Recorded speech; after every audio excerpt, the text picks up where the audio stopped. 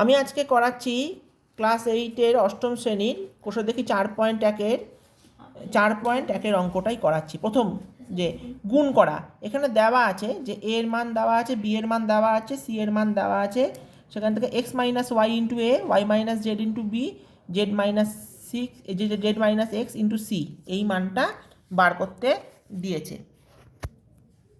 আমি এবার করছি। প্রথমে এক্স মাইনাস ওয়াই, এটা এর মানটা বসাচ্ছি, X square plus X Y plus Y square. Y minus Z মানটা, বি এর মানটা বসাচ্ছি, Y square plus Y Z plus Z square. তারপরে এখানটায় লিখছি জেড মাইনাস এক্সের মানটা লিখলাম, আর সি এর মানটা বসাচ্ছি, Z square plus X Z plus X square.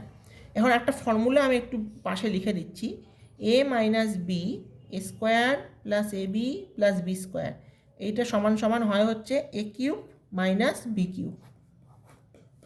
এই ফর্মুলা অনুসারে দেখুন এখানে X minus Y X square plus X Y plus Y square, তাহলে এটা কী হবে, X cube minus Y cube, first bracket দিচ্ছে একটা, এটা কি হবে Y minus Z Y square plus Y Z plus Z square, Y cube minus Z cube, আর এইটা কি হবে Z minus X Z square plus X Z plus X square, Z cube minus X cube. এবার ব্র্যাকেটগুলো পরের লাইনে তুলে দিচ্ছি।